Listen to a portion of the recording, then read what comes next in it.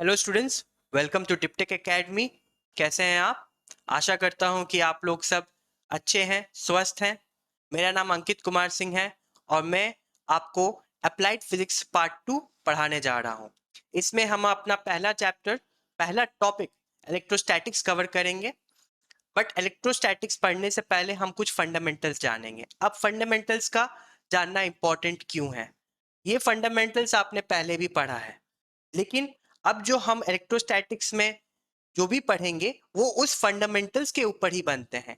ऐसे समझिए, अगर आप फंडामेंटल समझ जाते हैं तो आपका फाउंडेशन स्ट्रांग हो जाता है, नींव आपकी तैयार हो जाती है। उसके बाद आप जैसे ही अपने एडवांस कॉन्सेप्ट्स को पढ़ेंगे, आपको अच्छे से समझ आएगा। उसके ऊपर जितने भी थ्योरी और न्यूमेरिकल्स आते हैं वो भी आप अच्छे से बना पाएंगे।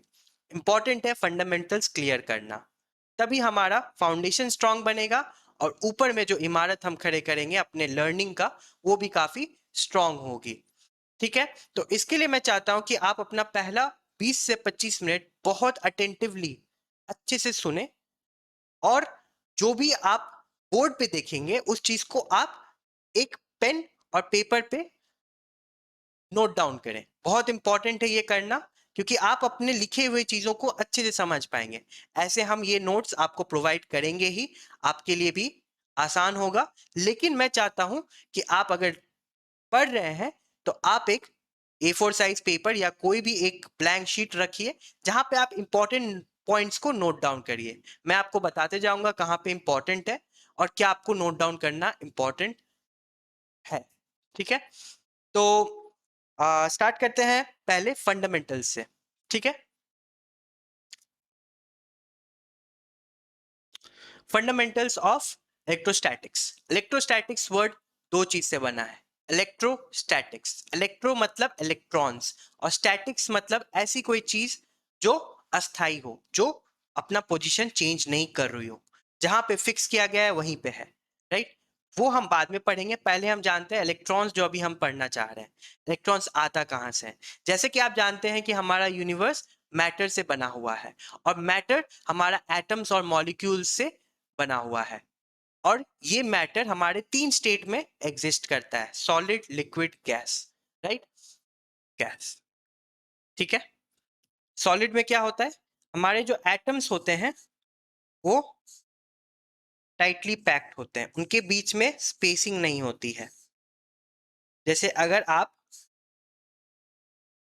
लकड़ी का एक टुकड़ा उठाइएगा और आप उसमें देखिएगा बहुत एडवांस्ड माइक्रोस्कोप से, तो आप एटम्स के अरेंजमेंट को देख सकते हैं। हमारा एटम्स इस तरह से अरेंज होगा।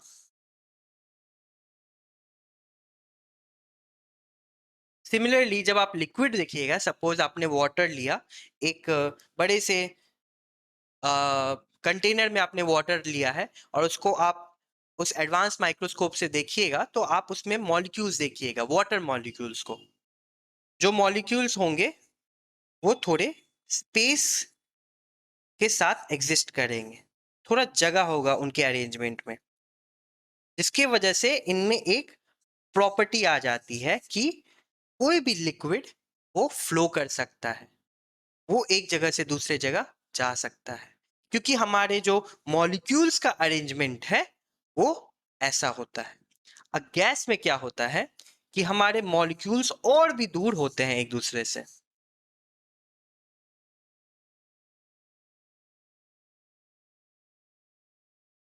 आप देख सकते हैं, क्लियर है? ठीक है, तो यहाँ पे हमारे जो एटम्स या मॉलिक्यूल्स जो भी होते हैं वो टाइटली पैक्ड है। यहाँ पे हमारे एटम्स और मॉलिक्यूल्स थोड़े फ्री हैं, और यहाँ पे तो पूरी तरीके से फ्री है। ये आई होप आपको क्लियर हो गया होगा।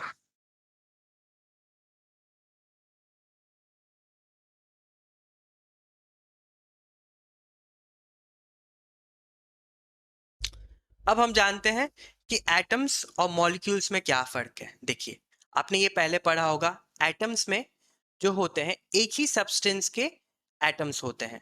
राइट, कोई भी एटम, जैसे आपने लिया, जैसे आप एक एग्जांपल लो, जैसे आपने एक सोडियम का सोडियम नहीं लेते हैं, आसान है। आपने पहले पढ़ा ही होगा कि हमारे जो वायरिंग होती है हमारे घर में, उस वायर में हम कॉपर यूज करते हैं, राइट? तो हम कॉपर का एग्जांपल लेते हैं, जिसको हम Cu से रिप्रेजेंट करते हैं, राइट? तो कॉपर एटम जो हमारा है उसका एक एटॉमिक नंबर होता है जो कि 29 होता है, राइट? और उसका एटॉमिक मास होता है जो कि 64 होता है। अब एटॉमिक नंबर, एटॉमिक मास क्या होता है ये हम जान लेते हैं। इसको हम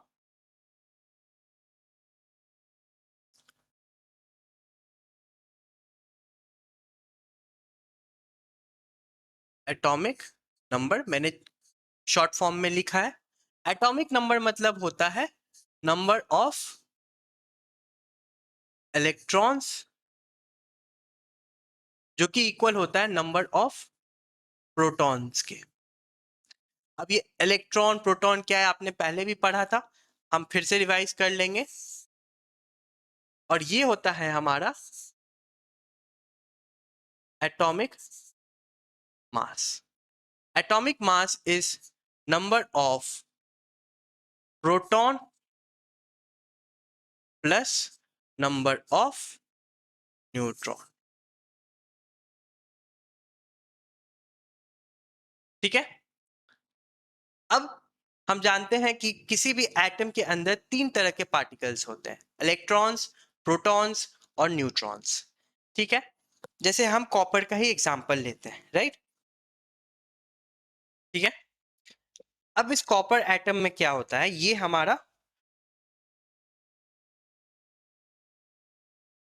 हमारा न्यूक्लियस है, ठीक है?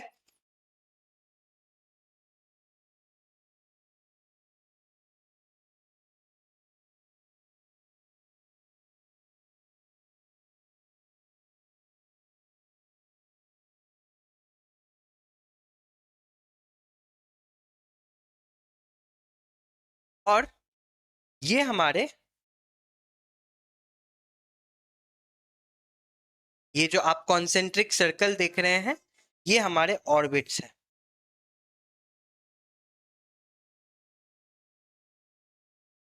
ठीक है? अब न्यूक्लियस के अंदर होता है हमारा प्रोटॉन जो कि पॉजिटिव चार्ज कैरी करता है, और दूसरा होता है हमारा न्यूट्रॉन। वर्ड ही है न्यूट्रॉन। इस न्यूट्रॉन का चार्ज हमारा न्यूट्रल होता है, इसीलिए इसका नाम पड़ा है neutron. Positive positive charge proton, neutral का मतलब कोई तरह का चार्ज नहीं है, जीरो चार्ज। अब हमारे जो इलेक्ट्रॉन्स होते हैं वो ऐसे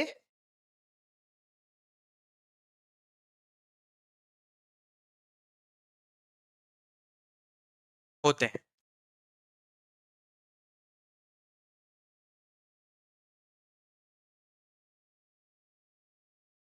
राइट?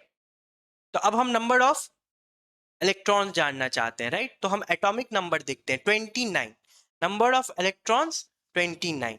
तो पहले शेल में हमारा, अगर हम अरेंजमेंट देखते हैं कॉपर का इलेक्ट्रॉनिक अरेंजमेंट, तो पहले शेल में 2 इलेक्ट्रॉन्स आएंगे, दूसरे में 8 आएगा, राइट?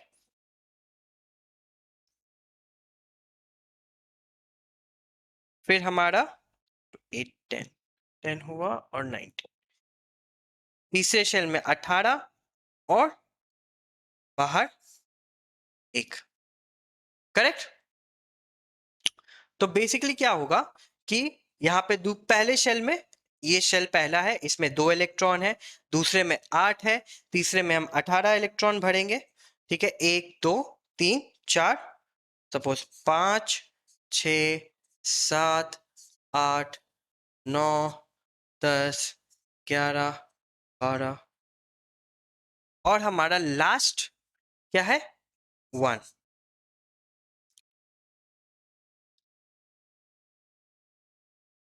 एक इलेक्ट्रॉन सपोज हमने यहाँ पे बना दिया,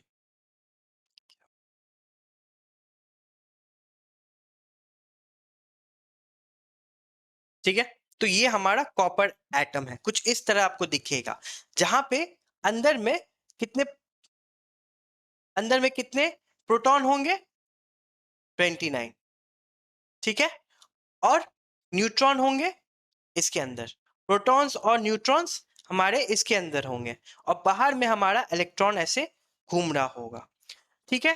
तो इलेक्ट्रॉन्स हमारे होते हैं नेगेटिवली चार्ज, और हम क्या जानते हैं कि अगर ये इलेक्ट्रॉन्स, इनका नेचर होता है कि ये बाहर है, तो इनके ऊपर अंदर से फोर्स कम रहता है, इस पे सबसे ज्यादा फोर्स लगेगा। फिर जैसे कि हम बाहर जाएंगे, इस वाले इलेक्ट्रॉन, इस वाले ऑर्बिट में जितने भी इलेक्ट्रॉन्स हैं उस पे कम लगेगा, और सबसे ज्यादा कम बाहर के शेल में। तो ये वाला इलेक्ट्रॉन जो है, ये फ्री इलेक्ट्रॉन बोलते हैं, या वैलेंस वैलेंस इलेक्ट्रॉन, ठीक है। इतना आप समझ गए। अब देखिए, इतने सारे इलेक्ट्रॉन्स अवेलेबल है, इसीलिए कॉपर को प्रिफर किया जाता है, और दूसरा कि वो उतना कॉस्टली नहीं होता। ऐसे देखा जाए तो हमारे पास जो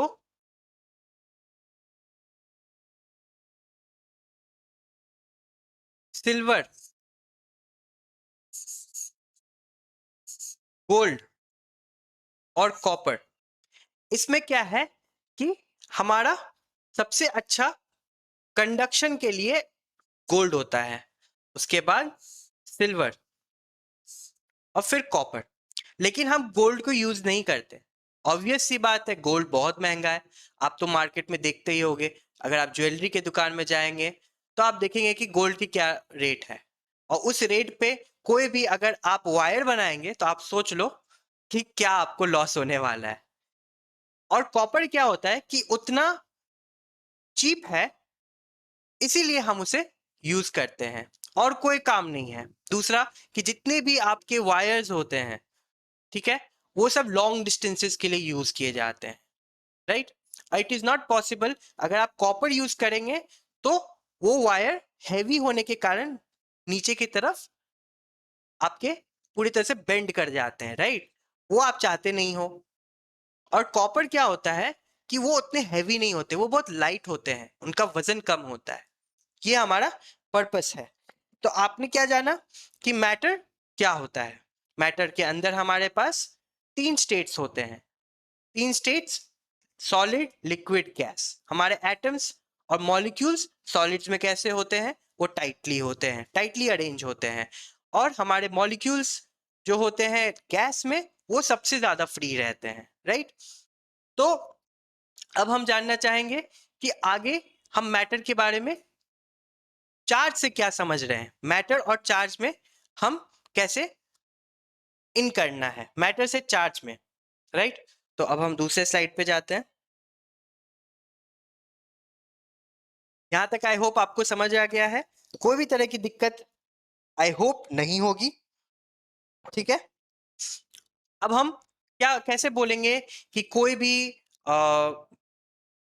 भी एटम पॉजिटिवली चार्ज है या नेगेटिवली चार्ज है।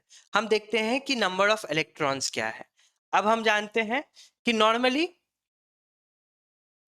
कोई भी चीज, मैटर,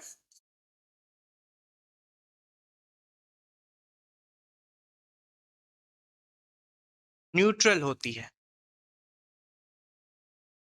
अब पॉजिटिव चार्ज कब हो जाता है, जब उसमें हम नंबर ऑफ इलेक्ट्रॉन्स उसके कम होते हैं। अगर सपोज कॉपर में से हमने जो बाहर की तरफ, आपको रेफरेंस के लिए, कॉपर में यहाँ पे जो हमारा वैलेंस इलेक्ट्रॉन है, अगर ये हट जाएगा तो हमारा कॉपर पॉजिटिव चार्ज हो जाता है, ठीक है। इलेक्ट्रॉन बाहर चला जाता है, इलेक्ट्रॉन्स एटम से बाहर निकल जाता है, तो हम पॉजिटिव चार्ज हो जाते हैं।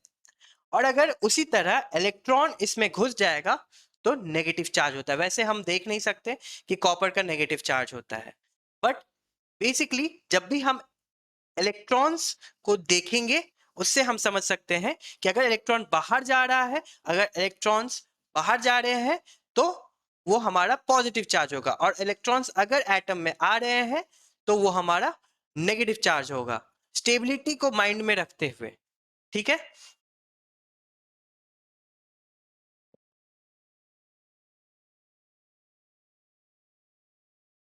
तो नेगेटिव चार्ज में क्या होता है,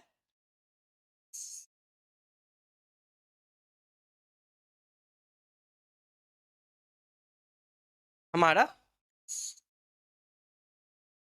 एक्सेस होता है इलेक्ट्रॉन्स का ज्यादा।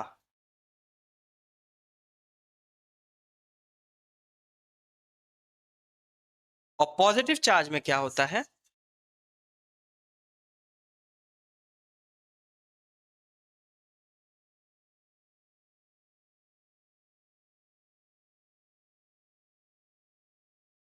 डेफिशिएंसी। वर्ड है डेफिशिएंसी, मतलब कमी, deficiency of electrons.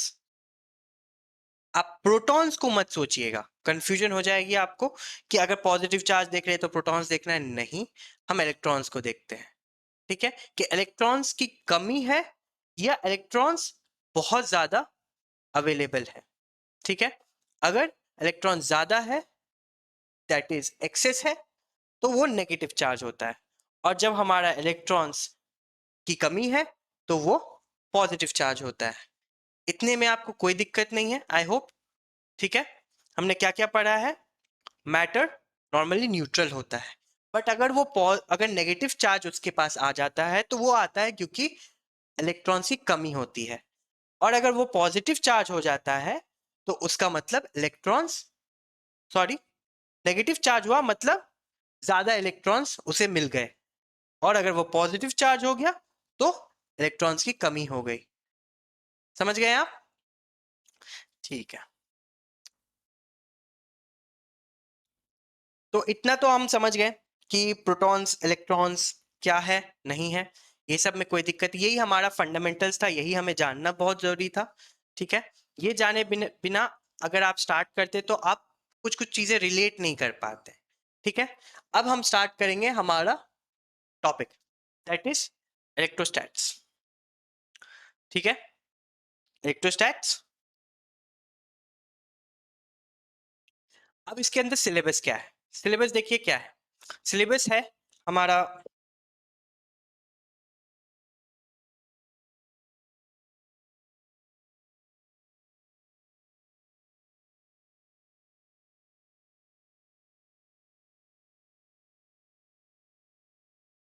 Coulomb's law, unit of charge, charge का क्या यूनिट होता है, वो कूलम ही होता है।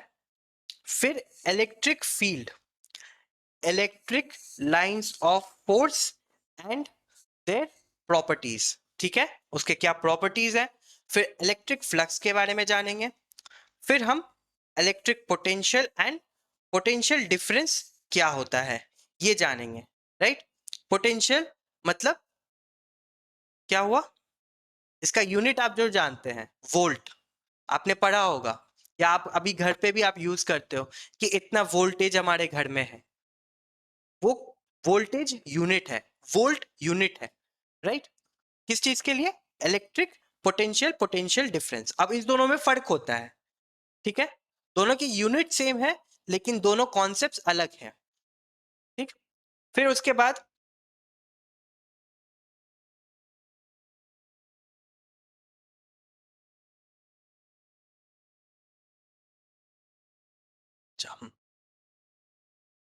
गॉस लॉ और उसके एप्लीकेशंस।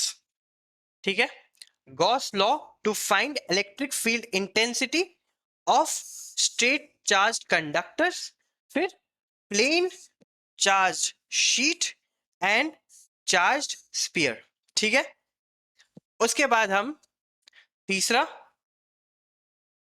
कैपेसिटर के बारे में जानेंगे, capacitor and it's working, types of capacitors, capacitance क्या होता है ये भी जानेंगे, क्या यूनिट होता है, यूनिट होता है फराड, आपको मैं बता देता हूं। ठीक है, फराड बोलते हैं या फैरेड बोलते हैं। Capacitance of a parallel plate capacitor, आपका अगर आप अपना चार्जर निकालोगे फोन का चार्जर, और उसको आप अगर खोलोगे, खराब फोन का चार्जर यूज करना, नया नया मत खोल देना, नहीं तो आपको लॉस हो जाएगा, ठीक है। तो अगर आप चार्जर खोलोगे, आप उसमें देखोगे कि सिलिंड्रिकल शेप के ऐसे बहुत सारे कैपेसिटर्स आपके इलेक्ट्रॉनिक सर्किट में लगे हुए रहते हैं। तो कैपेसिटर्स बहुत इंपॉर्टेंट है हमारे लिए। इलेक्ट्रिकल आप पढ़ रहे हो, कैपेसिटर जानना बहुत इंपॉर्टेंट है, ठीक है। तो यहाँ के फंडामेंटल्स, अब उसके arrangement, series of parallel combination, ठीक है, ऑफ कैपेसिटर्स, उसके numerical, dielectric and its effect on capacitance, dielectric breakdown, ये क्या होता है। तो अब इस पूरे इलेक्ट्रोस्टैटिक्स को हमने 3 पार्ट में डिवाइड कर दिया। आज अभी हम पहला पार्ट देखेंगे जो मैंने रेड में अंडरलाइन किया है, ठीक है। That is Coulomb's law, unit of charge, electric field, electric lines of force and their properties, electric flux क्या होता है, इलेक्ट्रिक पोटेंशियल क्या होता है, पोटेंशियल डिफरेंस क्या होता है। ये अभी हम शुरू करने वाले, राइट।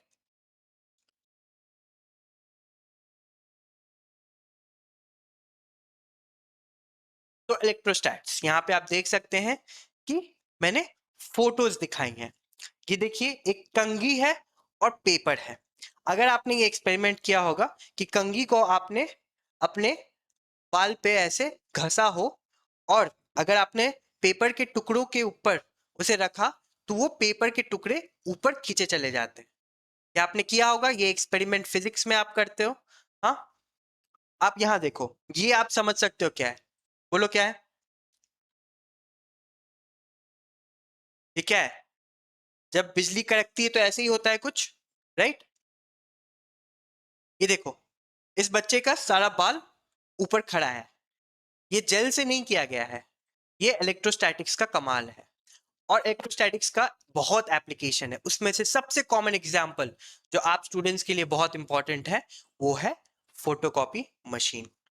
आप नोट्स फोटोकॉपी करवाने जाते हो, राइट। और उसका क्या फंडामेंटल है, वो कैसे काम करता है, उसके वर्किंग प्रिंसिपल क्या है, वो आप कभी सोचे। मैं बता देता हूँ, वो इलेक्ट्रोस्टैटिक्स से ही आपका अप्लाई होता है। इसमें इलेक्ट्रोस्टैटिक्स के प्रिंसिपल्स अप्लाई होते हैं और आपका फोटोकॉपी मशीन बनता है। ये आप यूज करते हो, आपके डेली यूज में आता है, लेकिन आपने कभी ध्यान नहीं दिया होगा या उसके बारे में जानने की कोशिश नहीं की होगी। ऑफ कोर्स बहुत एक्सपेंसिव है, आप उसे खोल खाल तो नहीं कर सकते हो, लेकिन तब भी, ठीक है। अब हम आते हैं पहला पार्ट कि इलेक्ट्रोस्टैटिक्स, ठीक है। इलेक्ट्रोस्टैटिक्स होता क्या है, मैंने क्या बोला था, इलेक्ट्रोस्टैटिक्स को 2 वर्ड्स में ब्रेकआउट करो। इलेक्ट्रोस्टैटिक्स, ठीक है। इलेक्ट्रो मतलब इलेक्ट्रॉन्स, स्टैटिक्स मतलब अस्थाई। जब भी इलेक्ट्रॉन्स अपने एक पोजीशन पे रहेगा, ठीक है, मूवमेंट नहीं होना चाहिए, क्योंकि अगर इलेक्ट्रॉन्स मूव कर गए तो वो करंट इलेक्ट्रिसिटी होती है, समझे आप। करंट इलेक्ट्रिसिटी, आपके जो इलेक्ट्रॉन्स हैं, अगर वो वायर में मूव करते हैं, तब आपका इलेक्ट्रिकल एनर्जी आपका एक पॉइंट से दूसरे पॉइंट पे मूव करता है। ऐसे रिलेट करो, जैसे आप एक हाइड्रो पावर स्टेशन ले लो, ठीक है, कोई डैम ले लो, डैम आप समझ रहे हो। अब वो एक डैम आप ले लो और वहां पे पानी के एनर्जी को, ठीक है, पानी ऐसे समझो, क्या होता है कि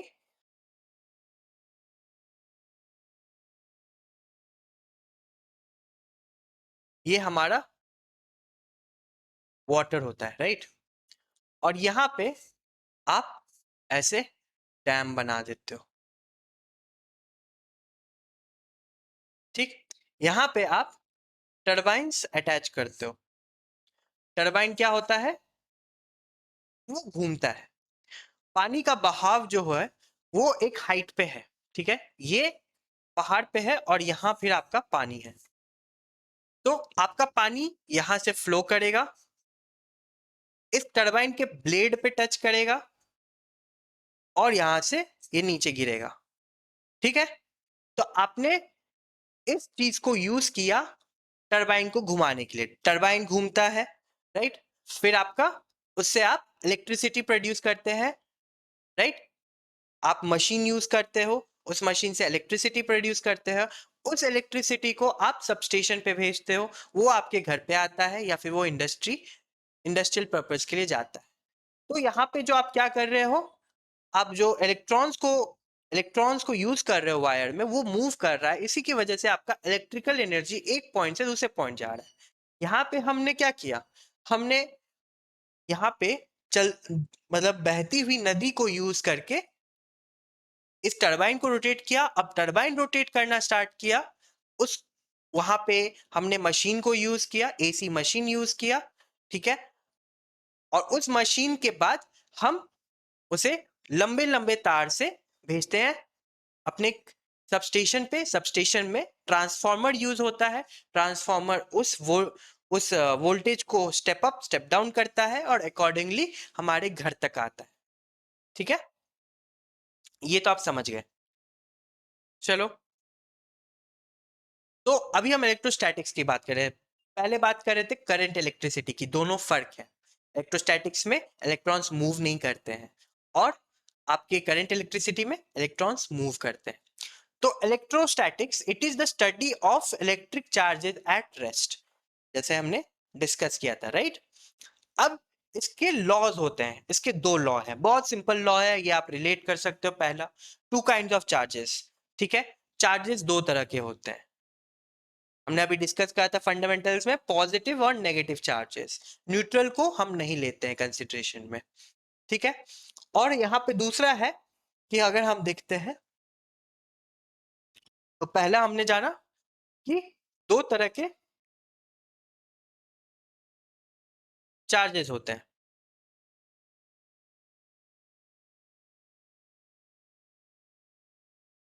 पॉजिटिव नेगेटिव। चलो ठीक है। दूसरा कि इसके नेचर क्या होते हैं, कि लाइक चार्जेस रिपेल और अनलाइक चार्जेस अट्रैक्ट। रिपेल का मतलब होता है दूर जाना, राइट। और अनलाइक और अट्रैक्ट का मतलब होता है पास आना। अगर आप क्लास में हो तो इट इज वेरी नॉर्मल कि आप, अगर आप लड़के हो तो आप एक लड़की से अट्रैक्ट हो गए, नॉर्मल सी बात है, ठीक है, एज अ फ्रेंड, है ना। जो एज अ फ्रेंड हम बोलते हैं कि नॉर्मल एक लड़का लड़की से अट्रैक्ट होता है और लड़के लड़के अट्रैक्ट नहीं होते, राइट, उस तरह से।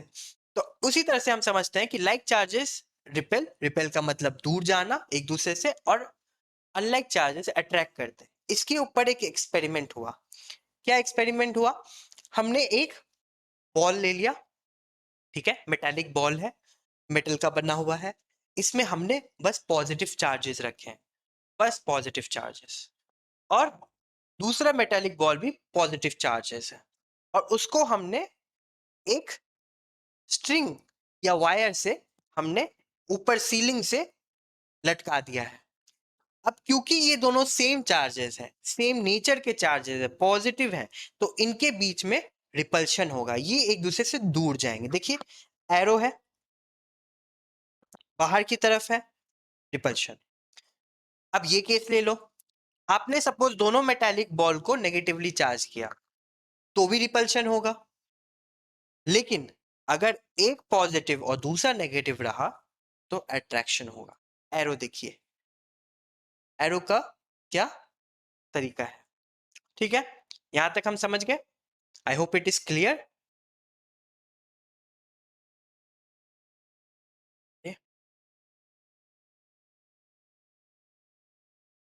अब आते हैं इलेक्ट्रिक चार्ज पे। इलेक्ट्रिक चार्ज क्या होता है,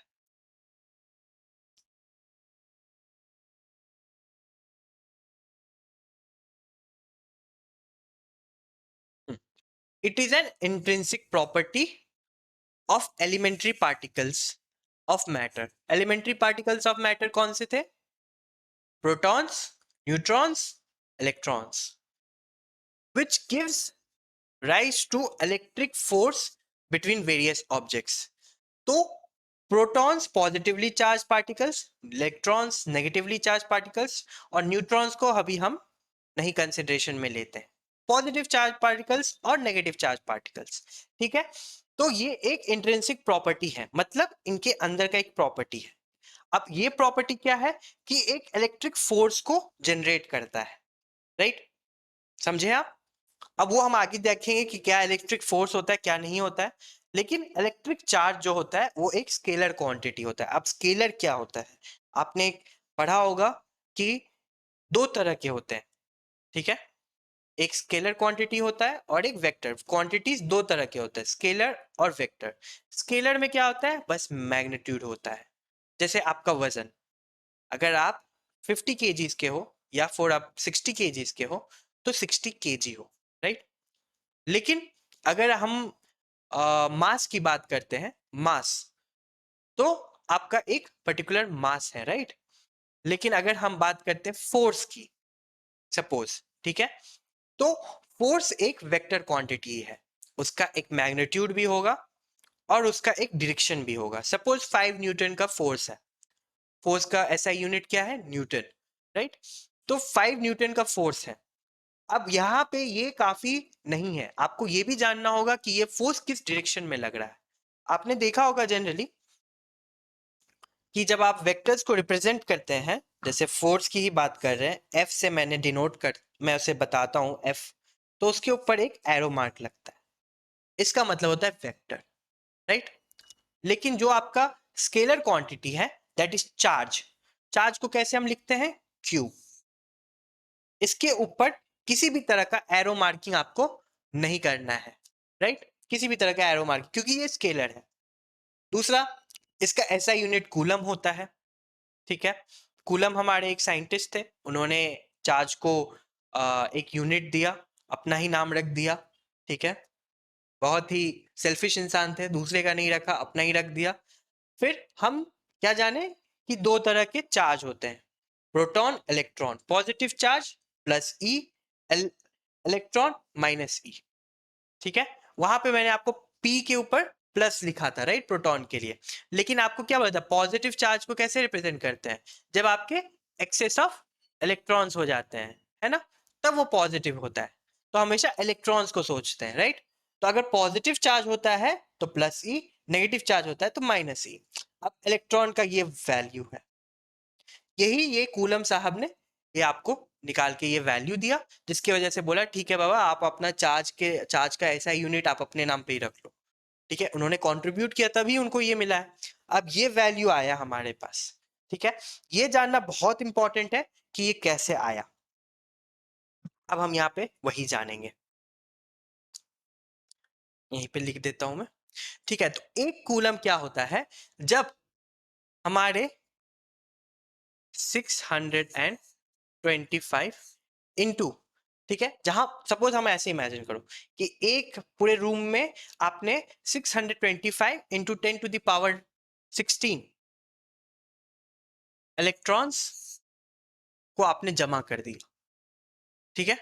आपने इतना बड़ा, अब आप ये कैलकुलेट करोगे तो आप सोच नहीं सकते हो, सपोज आपने इतने इलेक्ट्रॉन्स को पकड़ के एक रूम में बंद कर दिया, तो उस रूम का चार्ज पता है कितना होगा, 1 कूलम,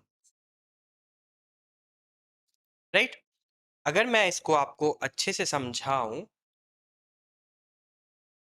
तो ऐसे समझो, इसको मैं, इस चीज को मैं हटा देता हूं, नॉट इम्पोर्टेंट, बट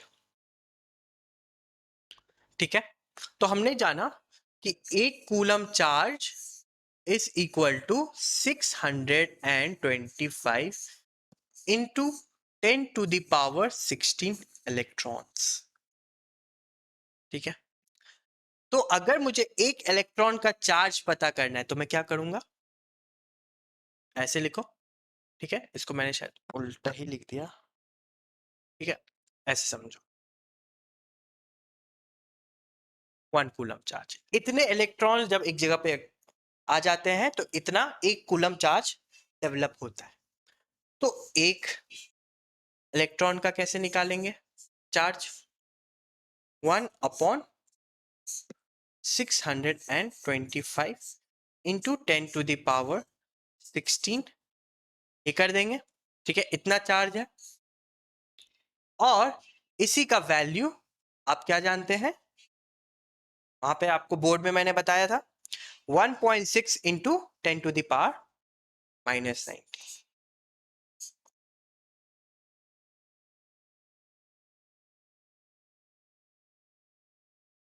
अब आप समझे? जब आप इतने इलेक्ट्रॉन्स को अगर एक रूम में बंद करते हैं तो आपका 1 कूलम चार्ज आप बोल सकते हैं। अगर एक इलेक्ट्रॉन के ऊपर कितना चार्ज होगा उसको कैलकुलेट करना है तो एक इलेक्ट्रॉन का इतना चार्ज होता है। क्लियर है? ये जान लीजिएगा, ये बहुत फंडामेंटल है, ये बहुत बच्चों का क्लियर नहीं होता, वो समझते नहीं। याद करने को तो एक इलेक्ट्रॉन का वो बता देते हैं, राइट, बट ये आता कैसे है ये जानना बहुत इंपॉर्टेंट है, राइट। ठीक है, चलिए, आई होप आप समझ रहे हैं। ठीक है, यहाँ पे हम थे।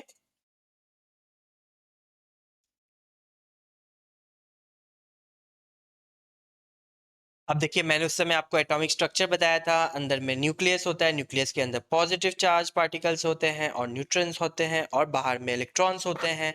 ठीक है, प्रोटॉन्स पॉजिटिव चार्ज पार्टिकल्स होते हैं, इलेक्ट्रॉन्स नेगेटिव चार्ज पार्टिकल्स होते हैं। लेकिन सबसे इंपॉर्टेंट यहाँ पे आपको देखना है क्या, ये देखिए एरो मार्क, ये बेसिकली हमें बताता है इनके नेचर जो हमने अभी पढ़ा। इसी चीज को हम यहाँ पे शॉर्ट में समझ लेते हैं, राइट। तो ये हमारा प्रोटॉन है। तो ये कोई भी दूसरे पार्टिकल को, अगर दूसरा पार्टिकल सेम नेचर का हो गया तो वो उसको रिपेल करेगा, और नेगेटिव, अगर ऑपोजिट नेचर का पार्टिकल उसके आसपास आया तो वो उसको अट्रैक्ट करेगा।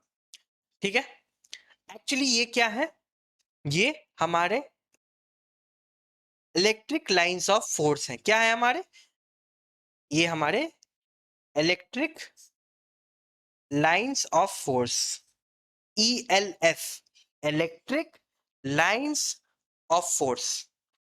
ठीक है, ये हमारी इमेजिनरी लाइंस होते हैं जो हम ड्रॉ करते हैं। अब ये आगे में हम पढ़ेंगे कि ये होते क्या है। ठीक है, अभी के लिए इतना ही जानना जरूरी है। आई होप ये भी आपका क्लियर हुआ। ये हमारा कॉपर का एटम है जो मैंने आपको बताया था, अंदर में 2 इलेक्ट्रॉन्स है, बाहर में 8, फिर बाहर वाले शेल में 8 है, फिर 18 है, और देखिए एक हमारा यहाँ पे मात्र इलेक्ट्रॉन है, राइट। पेनिट्रेशन, हाँ, ये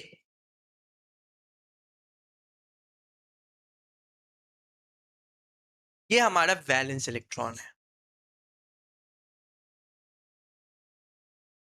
राइट।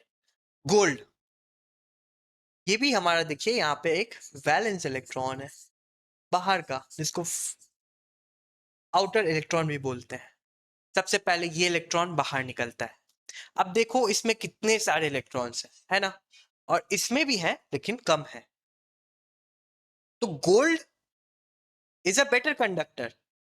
अगर इलेक्ट्रिसिटी की बात हो तो गोल्ड प्रिफर करना चाहिए, बट क्योंकि वो महंगा होता है, काफी डेंस होता है, हैवी होता है, इसीलिए हम उसे यूज नहीं करते।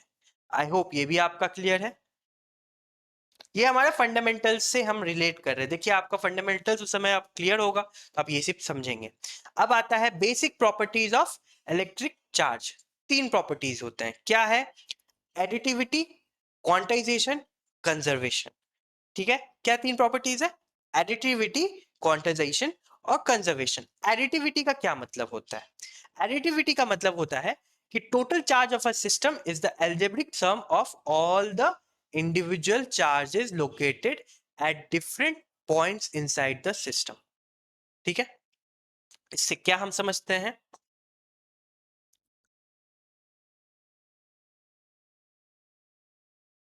ठीक है, जैसे आपने क्या जाना कि भाई एक इलेक्ट्रॉन के ऊपर 1.6 into 10 to the power 19 minus 19 coulomb charge होता है।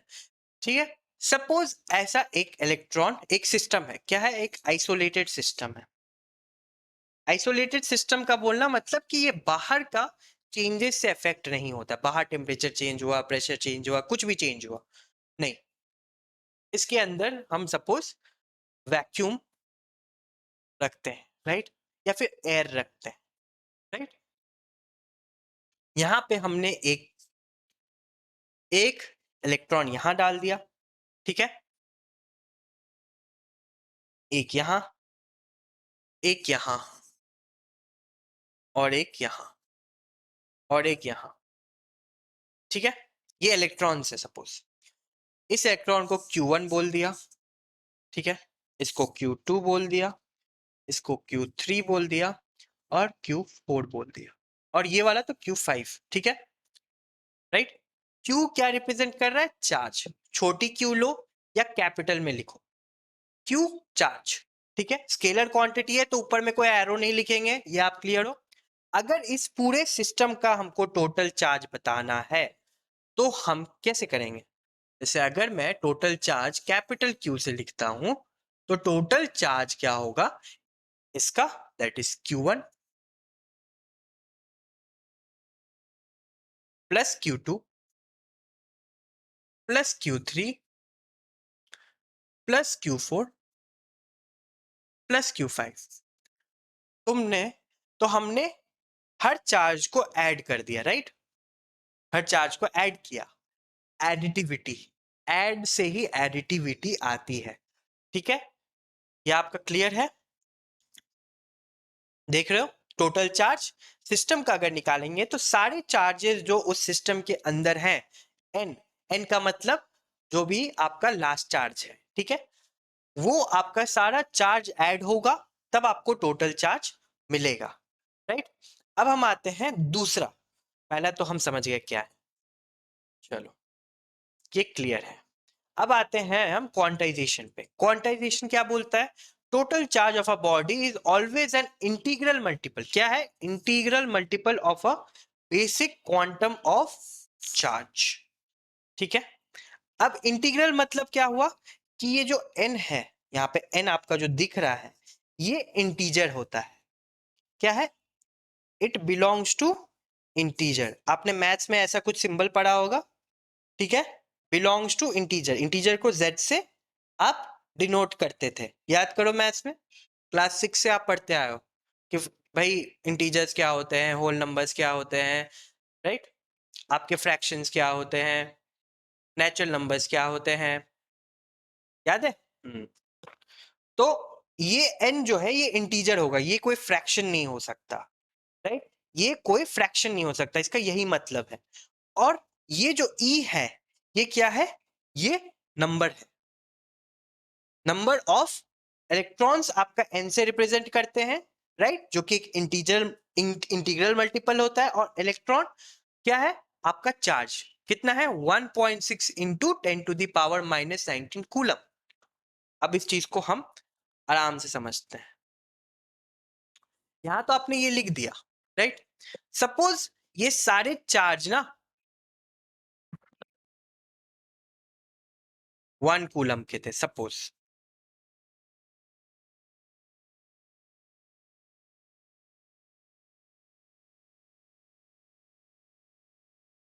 1 कूलम के चार्जेस थे, ठीक। तो अगर आप यहां पे ऐड करोगे तो आप 1 plus 1 plus 1 plus 1 plus 1, right, that is 5 Coulomb's. अब यही चीज एक्चुअली आपने फॉर्मूला में देखा था, Q is equal to N E, और आपने 5 कूलम, ये एक इंटीजर है, right, integral multiple of a basic unit of charge coulomb. तो दैट इज एक्चुअली आप लिख रहे हो 5 इंटू 1 कूलम,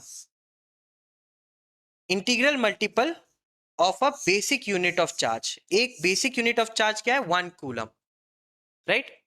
और 1 कूलम में कितने इलेक्ट्रॉन्स होते हैं?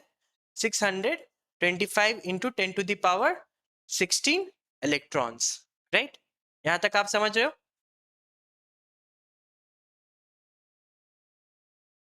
तो क्वांटाइजेशन भी हम समझ गए। अब आता है कंजर्वेशन। कंजर्वेशन बहुत फंडामेंटल चीज है, ये आप पहले भी पढ़े हो, ठीक है। Total charge of an isolated system remains constant, right. दूसरा लाइन, ये सबसे ज्यादा यूज किया हुआ लाइन है फिजिक्स में, Electric charges can neither be created nor destroyed. They can only be transferred from one body to another. जैसे आपने पढ़ा था energy, right?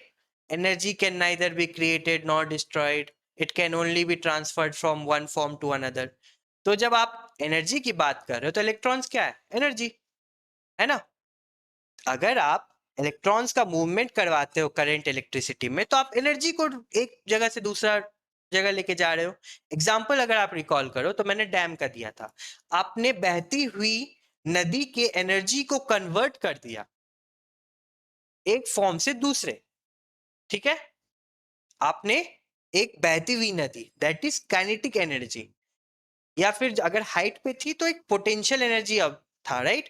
और फिर वो जब नीचे गई तो काइनेटिक एनर्जी हुई, राइट? उस काइनेटिक एनर्जी को आपने एनर्जी में कन्वर्ट कर दिया, दैट इज इलेक्ट्रिकल एनर्जी में कन्वर्ट कर दिया, है ना? समझे? तो कंजर्वेशन भी हमारा क्लियर है, यहाँ पे कोई डाउट नहीं होना चाहिए. बहुत सिंपल बेसिक प्रॉपर्टीज है इलेक्ट्रिक चार्ज के, ये आपको क्लियर होना चाहिए. अब हम आते हैं Coulomb's law of electric force. उस समय हमने क्या बोला था कि कूलम कोई साइंटिस्ट है, चलो उनको हम दिखा भी देते हैं. यही थे भाई साहब, इन्होंने अपने नाम पे चार्ज का ऐसा यूनिट रख लिया, कूलम. ठीक है, ये कब जन्मे थे? लगभग 1736 1806, दैट इज आज से मान के चलो आप 200 साल पहले ही इनका डेथ हो गया है. ठीक है, लेकिन ये इंजीनियर थे, फिजिसिस्ट थे और फ्रेंच ऑफिसर थे, मल्टी टैलेंटेड इंसान, राइट? तो अब इन्होंने क्या किया? इन्होंने कूलम्स का लॉ दिया, लेकिन किस चीज के लिए लॉ दिया? इलेक्ट्रिक फोर्स के लिए. सर ये क्या है इलेक्ट्रिक फोर्स? आप तो बोले ही नहीं कि इलेक्ट्रिक फोर्स होता है. मैं बताता हूँ इलेक्ट्रिक फोर्स क्या होता है. अच्छा, एक मिनट, एक मिनट देख लेते हैं.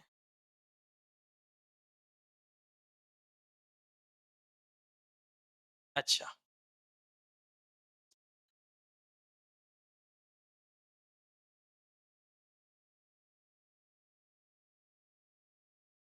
तो इन्होंने क्या लॉ दिया कि अब हमने एक चीज तो जाना कि चार्जेस पॉजिटिवली चार्ज पार्टिकल्स होते हैं, नेगेटिवली चार्ज पार्टिकल्स होते हैं, डिफरेंट नेचर के हुए, एक पॉजिटिव दूसरा नेगेटिव, तो भाई अट्रैक्शन होगा. अगर सेम नेचर के हुए पॉजिटिव पॉजिटिव तो रिपेल रिपेल होगा, मतलब एक दूसरे से दूर जाएंगे. अब जो मैं ये पास आना और दूर जाना बोल रहा हूँ तो एक डायरेक्शन की तरफ मैं पॉइंट कर रहा हूँ, राइट?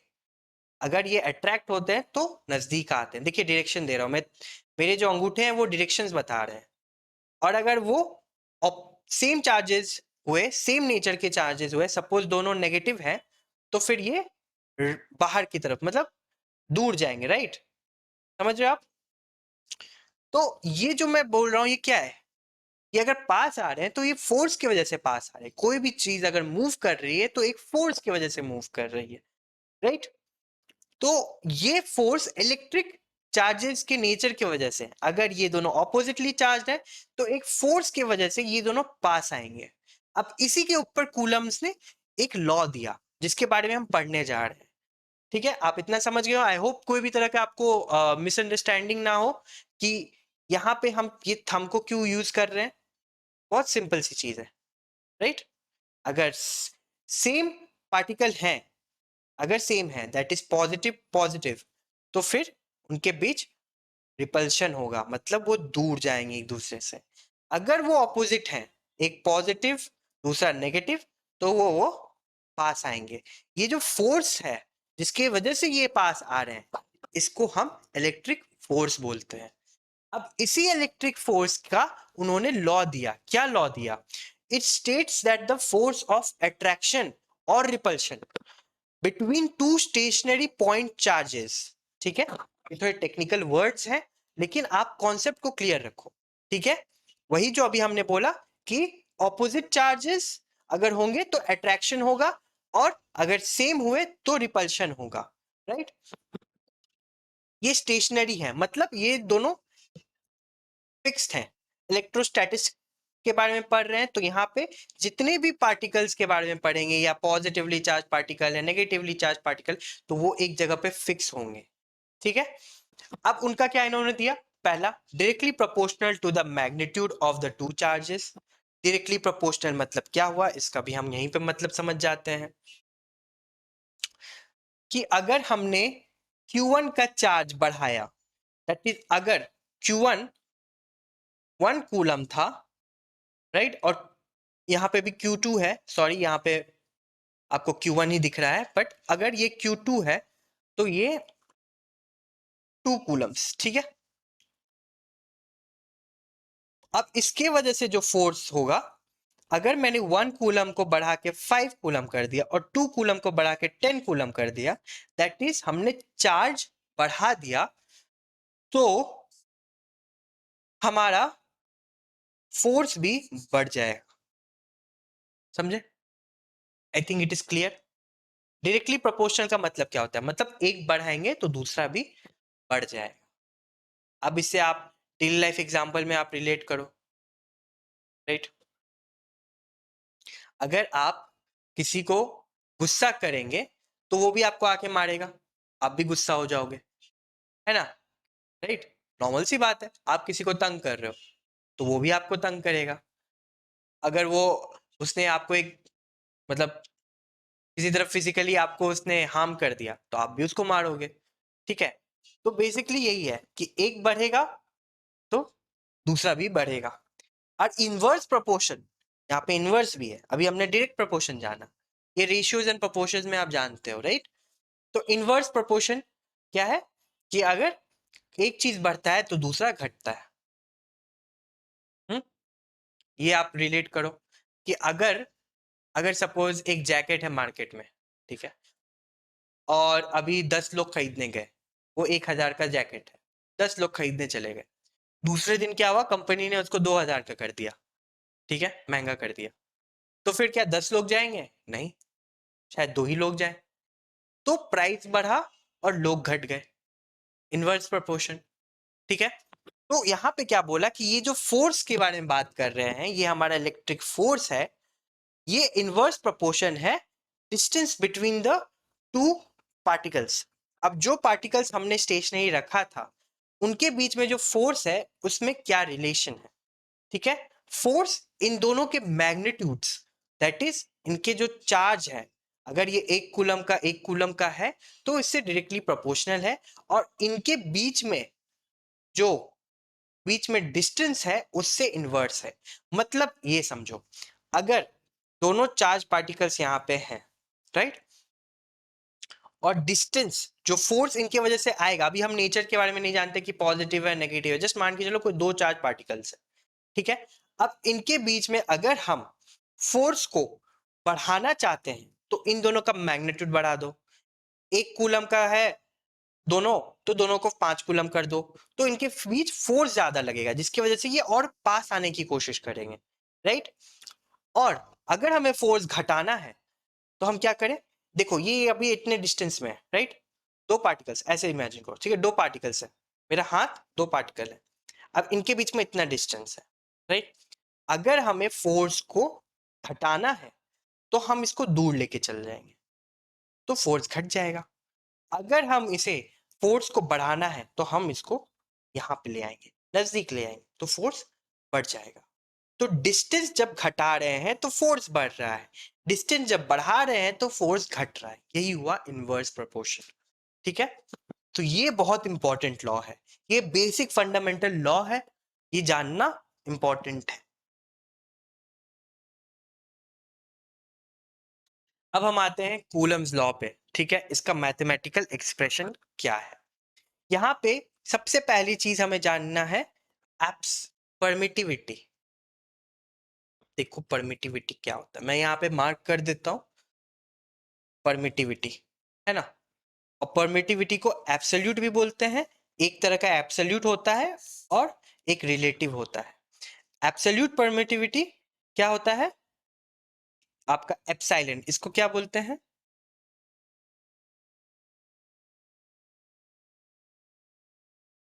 Epsilon, right. और ये होता है नॉट, ये अगर यहाँ पे आप 0 देख रहे हो इसको नॉट पढ़ा जाता है, एप्सिलॉन नॉट, ठीक है। और यहाँ पे देखो यहाँ पे एप्सिलॉन आर लिखा हुआ है, छोटी R, that is relative permittivity, जिसको हम डाइलेक्ट्रिक कांस्टेंट भी बोलते हैं के, राइट। और इसका वैल्यू होता है 1 वैक्यूम के लिए, इसका वैल्यू होता है 1.00054, मतलब 1.00054, जिसको 1 ही मान के चलो। एयर और वैक्यूम का डाइलेक्ट्रिक कांस्टेंट सेम होता है, और वाटर के लिए 80 होता है। देखो 1 है, 80 है, राइट। अब ये आपको बाद में यूज करना है, कैसे अब हम जानेंगे। बहुत बेसिक सी चीज है, ये आप देख लो, मैं आपको यही चीज को अच्छे से एक्सप्लेन कर देता हूँ।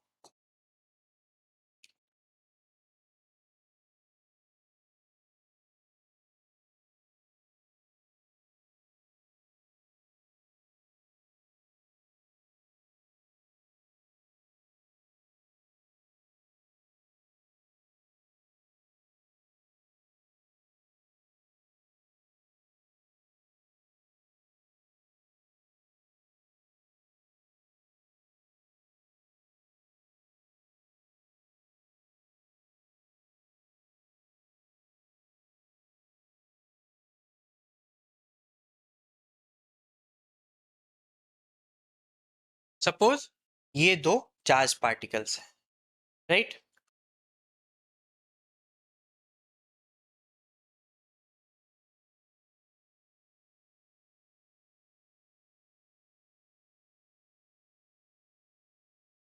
इसका मिड पॉइंट यहाँ है और इसका मिड पॉइंट आपका यहाँ है, ठीक है। यहाँ से हमने एक डिस्टेंस नापा, ठीक है?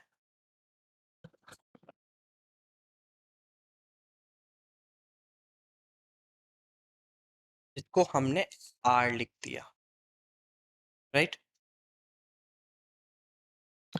और ये, अब ये दोनों पार्टिकल्स का क्या होगा, क्या होगा कि अगर ये दोनों सेम हुए, अगर ये भी पॉजिटिव है, सपोज अगर ये पॉजिटिव है और ये भी पॉजिटिव है, तो इनके बीच में क्या होगा, रिपल्शन, दैट इज ये इधर की तरफ भागेगा, फोर्स इधर की तरफ भागेगा, जिसको इलेक्ट्रिक फोर्स बोलते हैं। अगर इलेक्ट्रिक फोर्स समझना है तो F के नीचे E लिख दो, इसको सबस्क्रिप्ट बोलते हैं, राइट। तो Fe, इलेक्ट्रिक फोर्स, ठीक है। और ये वाला भी इस तरफ भागेगा, दैट इज रिपल्शन होगा। अब सपोज वापस जाते हैं,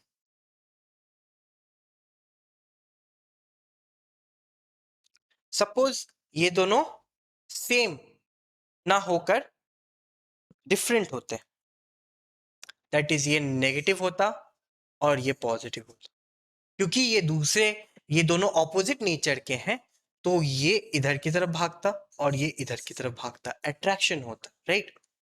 इसी के ऊपर कूलम्स ने एक फोर्स का लॉ दिया कि भाई इट इज डायरेक्टली प्रोपोर्शनल। अब हम वो दिख लेते हैं, देखिए यहाँ पे, I hope it is clear.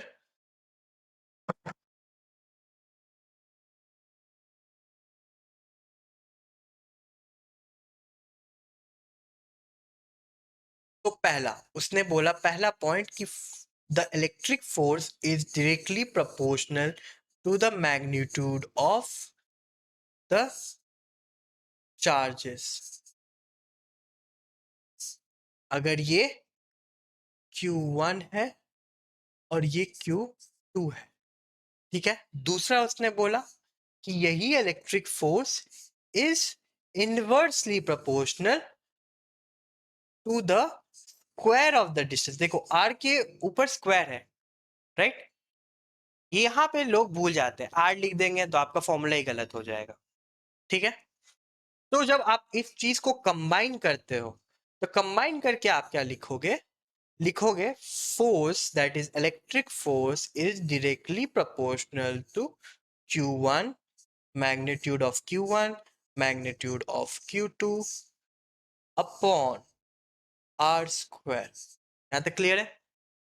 फिर दूसरा क्या लिखते हो कि अगर इस प्रोपोर्शनैलिटी को हमको चेंज करना है, तो हम इक्वल में अगर इसे लाना चाहते हैं तो एक के कांस्टेंट से मल्टीप्लाई करते हैं, राइट। और यहाँ पे Q1 times Q2 upon R square, ये आपका कूलम्स फॉर्मूला, कूलम्स लॉ से जो फॉर्मूला हम बनाना चाहते हैं, ठीक है।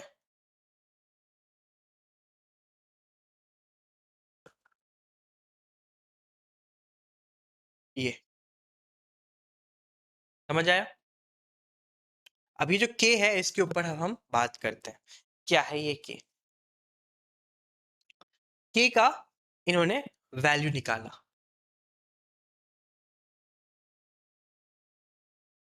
K is equal to 1 upon 4 pi epsilon, ठीक है। ये एप्सिलॉन होता क्या है ये जानना बहुत इंपॉर्टेंट है। ये है परमिटिविटी। क्या है? परमिटिविटी, ठीक है। अब इस परमिटिविटी के बारे में जानते हैं कि परमिटिविटी होता क्या है। भाई परमिटिविटी क्या होता है? Property of the medium. Suppose जिस जगह पे आपने इस दो पार्टिकल्स को रखा है उसका मीडियम क्या है? क्या वो एयर है?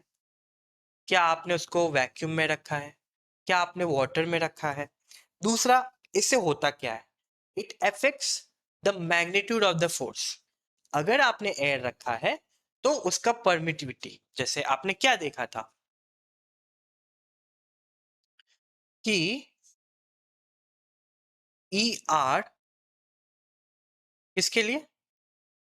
एयर के लिए कुछ 1.00054 था, राइट।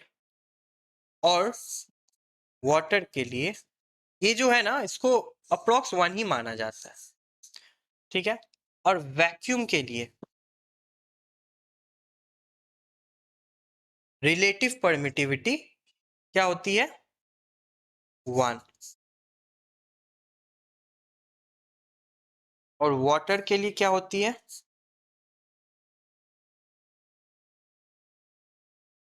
80। देखिए 1 है 80 है, राइट। अब हम जानते हैं कि ये क्या होता है। जो परमिटिविटी होती है वो होता है absolute permittivity multiplied by the relative permittivity. ये हमारा फॉर्मूला है।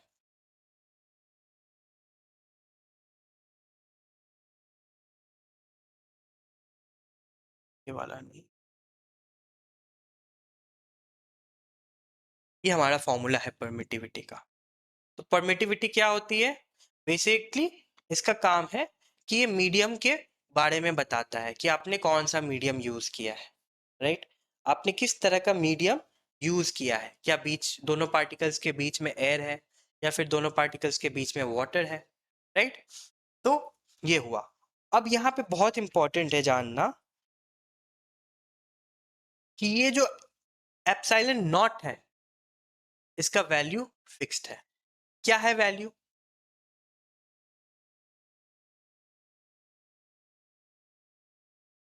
8 ये वैल्यू आपको जानना बहुत मतलब इंपॉर्टेंट तो नहीं बोलूंगा क्योंकि बाद में ये वैल्यू आपको कैलकुलेट भी नहीं करना है, मतलब इसको कहीं पे आपको रखना भी नहीं पड़ेगा। बट ऐसे ही फॉर जनरल नॉलेज 8.854 इंटू 10⁻⁻12,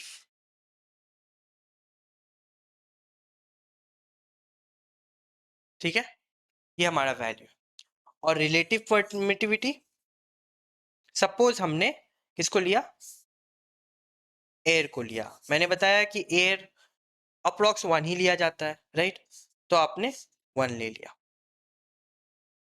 ठीक है। तो ये है परमिटिविटी। अब ये जो आप यहाँ पे लिख रहे हो एक्चुअली ये क्या लिख रहे हो? 1/4 pi epsilon nought epsilon R, ठीक है। ये जो आपका है ये तो आपने यहाँ पे वैल्यू लिखा 8.854 इंटू 10⁻⁻12। और ये जो आप लिखोगे ये मीडियम के रिस्पेक्ट में कि भाई आपने कौन सा मीडियम लिया, और हर मीडियम का एक फिक्स होता है। इसी को कभी कभार आप डाइलेक्ट्रिक कांस्टेंट भी बोलते हो।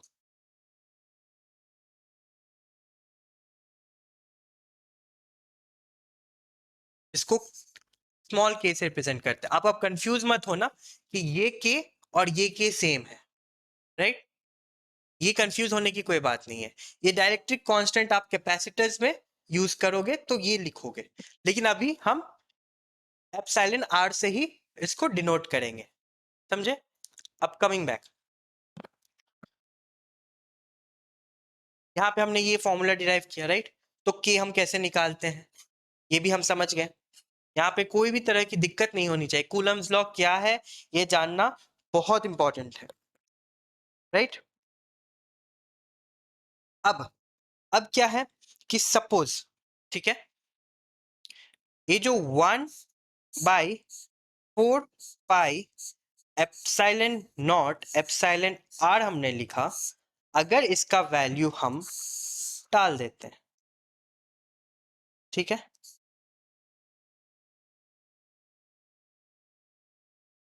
8.854 इंटू 10⁻⁻12, ठीक है, ये हमने एप्सिलॉन नॉट का वैल्यू डाला और इंटू क्या है एप्सिलॉन आर, तो ये हमें एक्चुअली आएगा कितना? कैलकुलेटर यूज कर सकते हो, लेकिन बहुत सिंपल सा वैल्यू है,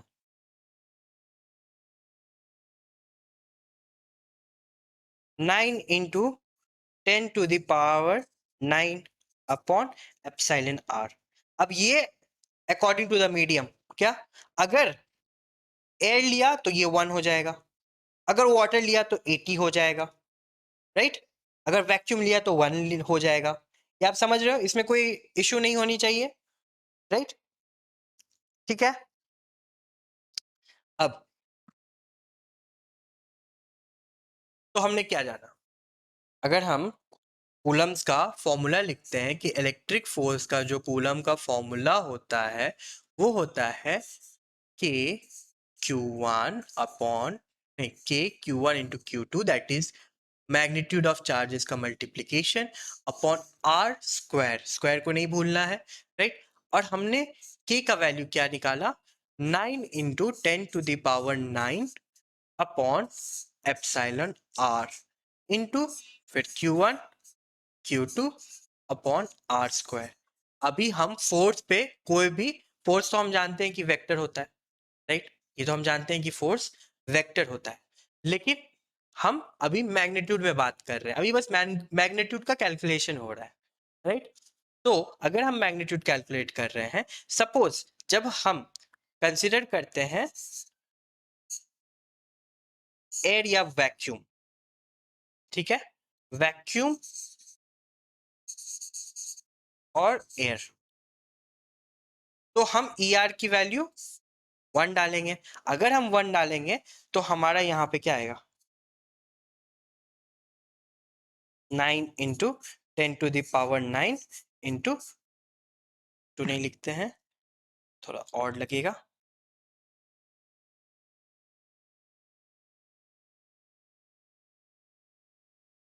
राइट? अगर हमने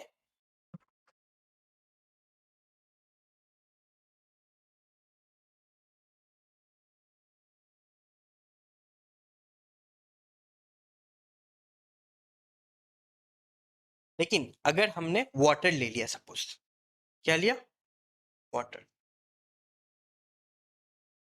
तो इस पे हम जानते हैं कि रिलेटिव परमिटिविटी क्या होती है, 80 होती है। तो हम क्या फॉर्मूला लिखेंगे, F E is equal to 9 into 10⁻⁹ और ई आर का वैल्यू क्या है, 80 into Q1 Q2 upon R square. I hope इसमें कोई आपको डाउट नहीं हो रहा है कि भाई ये रिलेटिव परमिटिविटी क्या होता है। ये क्या होता है, मीडियम का प्रॉपर्टी होता है। कौन सा मीडियम, जहां पे आप अपने इलेक्ट्रिक चार्जेस को रख रहे हो, वाटर है, एयर है, राइट? दूसरा, इसका काम क्या होता है, ये आपके फोर्स के मैग्नीट्यूड को अफेक्ट करता है, इधर फोर्स के मैग्नीट्यूड को बढ़ा सकता है या घटा सकता है। अब आप लॉजिक लगाओ कि अगर वाटर रहेगा तो फोर्स बढ़ेगा कि घटेगा, कॉमन सेंस बोलेगा क्या कि फोर्स घटेगा। क्यों? कि वाटर डेंस होता है, राइट, है ना। अगर आप वाटर में हाथ ऐसे करोगे तो क्या आपका हाथ बहुत स्विफ्टली या बहुत तेजी से घूम जाता है? नहीं। लेकिन अगर आप एयर में करते हो तो बहुत तेजी से चला जाता है, राइट। तो उसी तरह फोर्स अगर वाटर के अंदर लग रहा है तो वो घट जाता है, राइट। अब आप कैसे समझोगे? देखो, फॉर्मूला में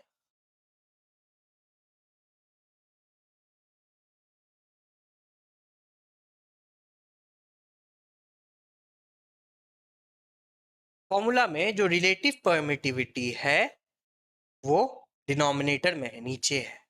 तो मतलब ये अगर बढ़ेगा, तो हमारा फोर्स घटेगा।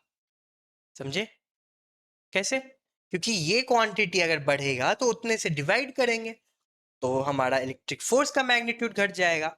लेकिन अगर सपोज हमने सपोज वाटर यूज किया, सपोज हमने पहले एयर यूज किया, राइट। तो एयर यूज किया और उसमें हमारा रिलेटिव परमिटिविटी का वैल्यू 1 होता है, समझे। तो फॉर्मूला ये हुआ। लेकिन अगर हमने फिर वाटर यूज किया, राइट, तो हमने 1 से 80 किया, दैट इज हमने रिलेटिव परमिटिविटी बढ़ा दी। हमने उस दोनों चार्जेस को पहले एयर में रखा था, अब हम उसको वाटर में डुबा दिए। तो हम देखो, हमने परमिटिविटी बढ़ाई तो हमारा फोर्स घट जाएगा, राइट। तो वाटर में क्या इलेक्ट्रिक फोर्स घटता है कि बढ़ता है? बताओ क्या होता है? वाटर में फोर्स घटेगा कि बढ़ेगा? ऑफ कोर्स एयर के रिस्पेक्ट में फोर्स घटेगा, क्योंकि ये इनवर्स रिलेशन है। एक घटता है, एक बढ़ता है तो दूसरा घटता है। अगर अभी अभी वाटर में है सपोज, फिर हमने क्या डिसाइड किया कि नहीं, अब हमको वापस एयर में डालना है, तो हमने 80 से फिर वापस 1 में लाना है। तो हमने वैल्यू क्या किया, रिलेटिव 80 से 1 लाए, इसके रिस्पेक्ट में हमने घटाया। तो हम क्या कर रहे हैं, वैल्यू घटाए तो हमारा फोर्स बढ़ जाएगा। क्या तक क्लियर है? ये बहुत बेसिक सी चीज है, ये अगर आपका क्लियर हो जाएगा तो आपको कोई तरह का भी डिफिकल्टी नहीं होगा आगे में, राइट। रिलेटिव परमिटिविटी और फोर्स के बीच में क्या रिलेशन है? इनवर्स रिलेशन है। क्या रिलेशन है? इनवर्स रिलेशन है। ठीक है, इतना तो हम समझ गए, कूलम्स लॉ भी हम समझ गए, राइट।